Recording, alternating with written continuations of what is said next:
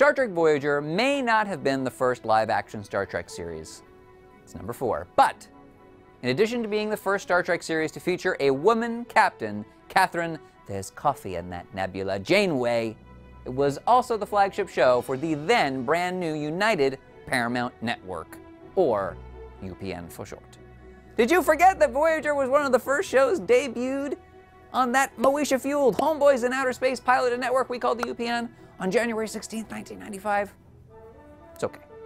No one can blame you. After all, it was the only show to survive that disastrous first few months. Voyager was the lead-in to 2 comedies, Platypus Man and Pigsty, UPN brought to you by Animals, and the letter P. Both shows warped out of our quadrant and our reality because they were both canceled. I'm trying to be nice. By August of that same year. Bad news for the UPN, good news for Star Trek Voyager, which not only stayed standing among the televisual rubble, but went on to run for 7 seasons. And this is a retrospective for the cast and crew of that grand ship we call the NCC 74656, Voyager. 1994 was a crazy time for Star Trek. The Next Generation was wrapping production, its first movie, Generations, was set to come out, Deep Space Nine was struggling to hook viewers, and in the midst of all of that, Star Trek Voyager began production. And one of the biggest events to shake and shape Voyager from the jump was the casting of her captain. And Kate Mulgrew was not the first choice. Lindsay Wagner from The Bionic Woman, Erin Gray from Buck Rogers, heck, even Linda Carter and Linda Hamilton were considered for Janeway. That's double Linda's, baby! In fact, Mulgrew wasn't even the first to be officially cast as the captain. Geneviève Bujold was first hired to play the French-Canadian Captain Nicole Janeway. She filmed on September 8th, 1994, and by the end of September 9th, Paramount released a statement saying she was out. Executive producer Rick Berman affirmed years later that he could tell Bujold would not be able to handle the rigors of serialized television. Now, if you watch what little footage there is of her, I mean, yeah, that seems right. It happens. Thankfully, the captain's chair was filled by Kate Mulgrew, who had originally blown her audition, according to her, because she'd just fallen in love. Double good news, she married that guy, Tim Hagen, and wound up being the captain anyway. Janeway's name was changed from Nicole to Catherine to honor Mulgrew's Irish-American roots, and voila, look at me. She's the captain now. The rest of the cast was rounded out with all sorts of folks, including actors from Star Trek's past, like Tim Russ, who played some random crew and was nearly cast as Geordi LaForge on TNG, and Robert Duncan McNeil, who had played a troubled cadet alongside Wesley Crusher. Oh, and funny story, Roxanne Dawson, who played B'Elanna Torres, grew up in the house behind William Shatner and did a movie with him called Broken Angel. Small world. And Voyager, for a show whose core premise was Starfleet officers have to join forces with terrorists, the Maquis, when they all wind up stranded in the far reaches of the mysterious Delta Quadrant, there are an awful lot of familiar faces. Geordi shows up, so does Barclay and Deanna Troi. Riker's there for an episode. Sulu shows up. Kate Mulgrew was old buddies with John Delancey, so Q came back and was in love with Janeway and wanted to make babies with her and then fight in the Civil War. Don't ask. Heck, there are Ferengi who appeared in an episode of TNG called The Price, who got trapped on the other side of an unstable wormhole and wound up where else but the Delta Quadrant, where the crew of Voyager catches them pretending to be prophets, like they were Kenneth Branagh and Kevin Kline in Road to El Dorado.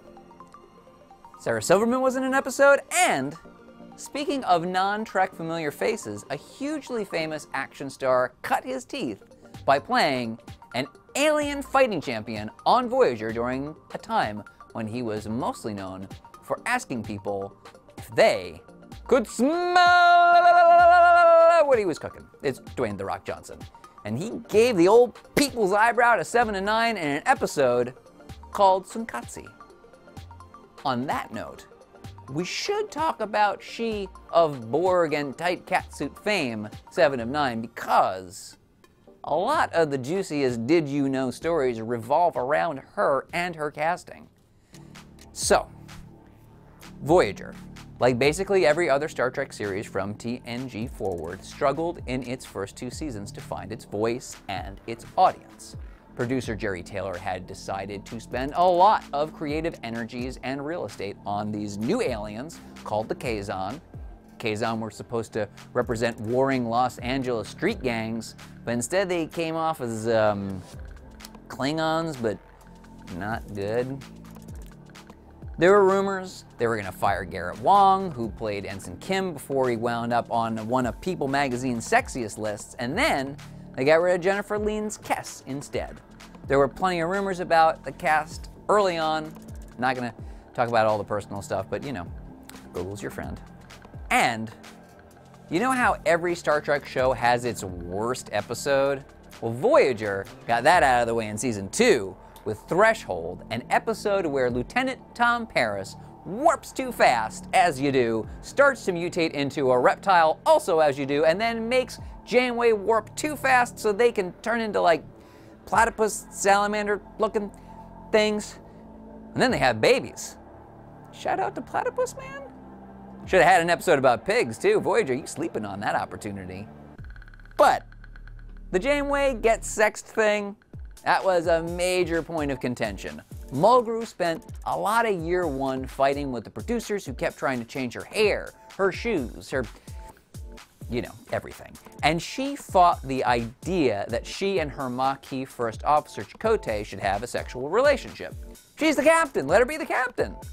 That was maybe the defining argument for over 2 years. Enter Jeri Ryan, who, unlike Kate Mulgrew, after turning down the role of Seven of Nine 4 times, ultimately agreed to play ball with Voyager's producers, which included wearing a tight catsuit with a lot of heavy-duty body-shaping business underneath. In addition to taking a while to get Ryan in and out of that thing, it was also tight enough that she apparently passed out on more than one occasion. And Rick Berman said Seven of Nine wasn't just about the sex appeal, but because they felt Voyager was missing its Spock character. And that is true, but can we just be really real for a minute and acknowledge that they make Leonard Nimoy, Brent Spiner, or Renee Auberjonois' ass and breast stick out and crush their ribs and their will to live? Jeri Ryan is a great actress, but her performance was nuanced and affecting in spite of and not because of that costume, which existed 100% for the sex appeal. And both Jeri Ryan and Kate Mulgrew have admitted that there was conflict between them. Jeri Ryan, it's worth mentioning, took the job with the ridiculous catsuit because it was hopefully meant that she would be able to provide for her son. And Kate was trying to fight the sexism that is inherent in a woman feeling like she would have to wear a ridiculous catsuit in order to provide for their child. And the push me, pull you of working within a system versus trying to buck that system is going to create a tense situation, even when the 2 women involved are both noble and both doing their best under difficult circumstances to make the decisions that will yield consequences they can live with. The crazy thing is that despite, or maybe even because of that conflict, Voyager really started clicking. I mean, the ratings were only better for about a minute, but the chemistry was great. Robert Picardo, who plays the ship's holographic doctor, gets this great Pygmalion thing going with Seven, and Mulgrew and Ryan had chemistry that could compete with Bruce Willis and Sybil Shepherd on Moonlighting. Fun fact, the LGBT community was really into the idea of Seven and Janeway. A lot of fic on that subject, and, I mean, who could blame them? There is literally an episode called Dark Frontier where the Borg Queen tells Seven that the Borg will let Voyager go if Seven will return to the collective. The Borg Queen misses Seven because she's unique. Okay, girl. We've seen 7 and 9. We know what you miss. And the Borg Queen is like constantly salty about Janeway and how she got Seven to leave the Borg. Seriously, take the space travel on the evil cyborgs out, and it's an episode of the L Word. Legit. I have watched both shows and can attest. Anyway, somehow Muckety Muck didn't like that apparently because suddenly Seven's with Chakotay in the 7th and final season. It's kind of weird. And if you have one takeaway from this retrospective, it is that Star Trek Voyager is a weird and very delightful show. that took Trek a lot of places it hadn't been before, and not just because it was set in the Delta Quadrant. Whether it's the Doctor taking the idea of holographic sentience further than anyone had before, or the time Janeway had to go into a black and white world and pretend to be a Flash Gordon-style villainess, or the fact that Voyager broke the temporal time directive so many times that they are infamous, even in the distant future, by multiple groups for being a colossal pain in the time-space continuum's ass. The takeaway is that Voyager is a crazy show. Even the actors have admitted that they got 2 directors to quit directing forever because it was like the inmates were running the asylum. But Voyager is crazy popular too, even over 2 decades later, considering that 6 out of the 10 most rewatched Star Trek episodes on Netflix are from Voyager, the number 1 of which is Endgame, the show's series finale.